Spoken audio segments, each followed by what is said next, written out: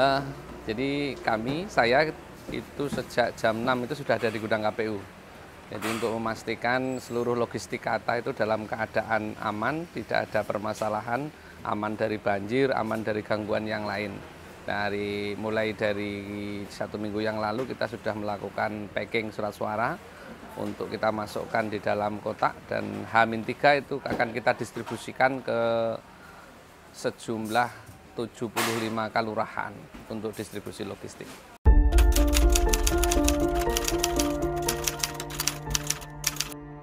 Ya, kita tahu ya, sekarang ini secara nasional saja untuk pemilih pemula itu dari total jumlah daftar pemilih tetap yang ditetapkan KPU itu lebih dari 30% ya.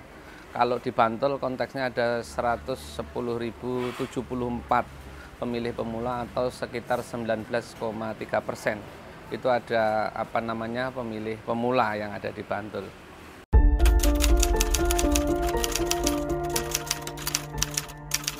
Jadi begini, pemilih pemula itu kan sebenarnya adalah pemilih yang mempunyai daya kritis yang sangat tinggi ya. Sehingga kita berharap dengan adanya upaya-upaya KPU seperti halnya pendidikan pemilih, adanya kemudian kita dorong untuk ada pemilihan ketua OSIS. Terus pemilihan ketua OSIS itu kita kerjasama sama Dinas Pendidikan, sama Kominfo juga, lalu sama Kesbangpol untuk kita kemas seperti halnya pemilu yang sesungguhnya, itu dalam kerangka untuk idealisme pemilih pemula itu betul-betul jadi pemilih yang cerdas. Karena kan selama ini pemilih ini seolah-olah tidak bisa berdaulat karena pengaruh-pengaruh ya. Nah, pemilih pemula ini pemilih yang mempunyai kecerdasan dan mempunyai idealisme untuk menentukan siapa sebenarnya yang harus dipilih, yang berhak untuk mewakili mereka.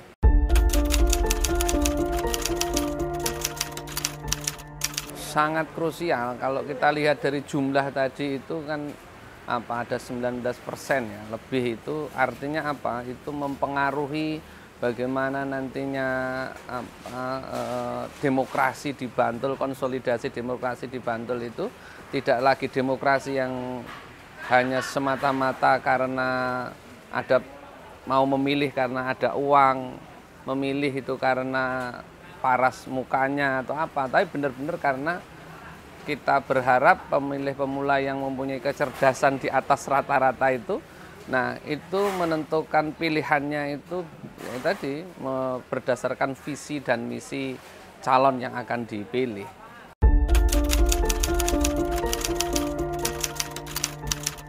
Kita ada namanya kegiatan pendidikan pemilih ya. Ada segmentasi khusus yang kita peruntukkan untuk teman-teman pemilih pemula. Nah, di samping kita juga ada kegiatan bersama yang saya sebutkan tadi untuk mendesain pemilihan ketua OSIS, kita desain dengan seperti halnya pemilu. Lalu kita kenalkan, kemarin kita dengan Kominfo juga mengenalkan memilih itu tidak dengan kita ada IT ya, menggunakan IT itu harapannya ke depan teman-teman pemilih pemula ini kemudian itu tadi dalam menentukan pilihan itu benar-benar berdasarkan visi dan misi, itu yang penting bagi saya begitu. Dan yang kedua, pemilih pemula itu mampu mempengaruhi yang lain. Ini yang selama ini mempengaruhi dalam tanda kutip mempengaruhi yang baik gitu ya. Kita tahu pemilu 2019 itu kan dihadapkan oleh isu hoax yang luar biasa. Nah, kita berharap karena pemilih pemula ini yang lebih dekat dengan netizen gitu, lebih dekat dengan gadget, maka mereka itu menebarkan informasi-informasi yang positif bahwa pemilu itu adalah sarana integrasi bangsa, pemilu adalah pesta rakyat yang itu membahagiakan, jangan kemudian menimbulkan permusuhan. Dan yang bisa melakukan adalah teman-teman dari Gen Z atau pemilih pemula ini gitu.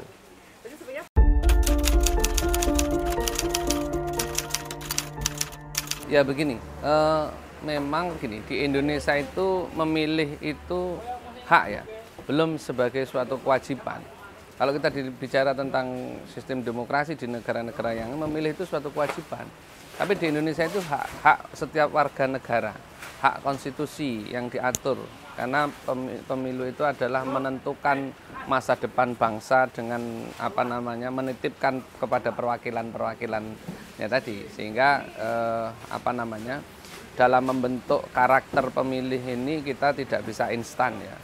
Nah, dalam bentuk karakter pemilih maka harus kita mulai dari generasi muda atau Gen Z ini, dengan harapan 5 tahun atau nanti di pemilu yang akan datang, mereka ini kan sebenarnya yang akan tampil.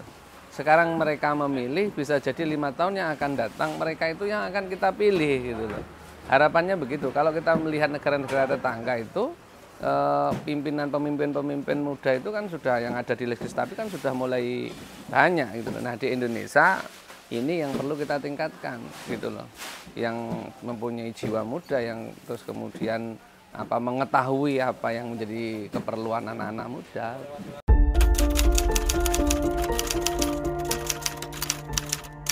Kalau golput itu yang rugi kita sendiri gitu, karena itu hak kita, itu diatur, itu adalah hak konstitusional yang diatur setiap warga negara untuk menggunakan hak pilihnya. Ya jangan golput, karena apa? Ya, satu suara itu menentukan nasib 5 tahun yang akan datang. Karena apa? Sistem pemilu kita itu suara terbanyak. Ya, kalau kita memilih ada orang baik yang kita pilih, kita butuh suara kita padahal kurang 1 saja suaranya, ya itu bisa tidak jadi. Kalau kita golput gitu, kalau dia kemudian menentukan hak pilihnya, orang itu akan jadi. Karena apa? 1 suara itu menentukan.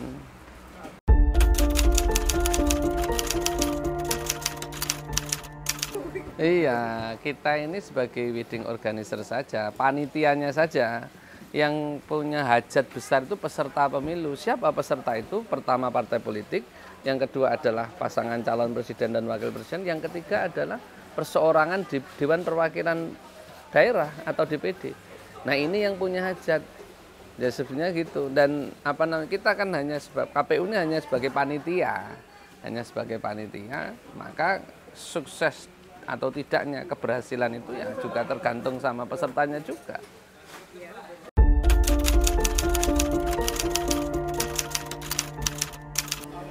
Nah, ini tantangan kami itu Gen Z ini kan bisa dikatakan manusia yang berbeda dengan kami yang milenial kolonial gitu ya.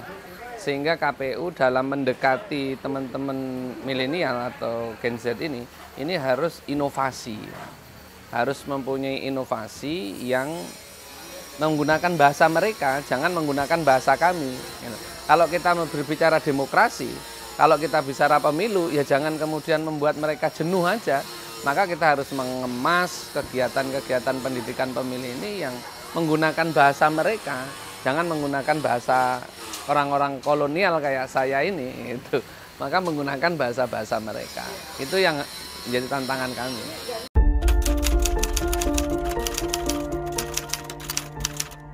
Ya, di kesempatan ini kita menyampaikan ya kepada teman-teman pemilih pemuda Gen Z dan teman-teman milenial, itu saya harapkan jangan takut datang ke TPS tanggal 14 Februari, gunakan hak pilihnya, karena 1 suara itu menentukan nasib bangsa 5 tahun yang akan datang. Dari pasangan calon sudah jelas visi dan misi masing-masing, tentukan itu. Dari peserta pemilu ada 18 partai politik yang juga sudah kampanye, yang sampai hari ini sudah memasuki kampanye rapat umum. Silahkan dibaca, dilihat visi dan misi dari peserta pemilu, dan tentukan pilihannya yang akan membawa nasib bangsa 5 tahun yang akan datang. Jangan takut datang ke TPS. Kalau 14 Februari itu adalah hari kasih sayang, bagi kita adalah hari kasih suara. Ya.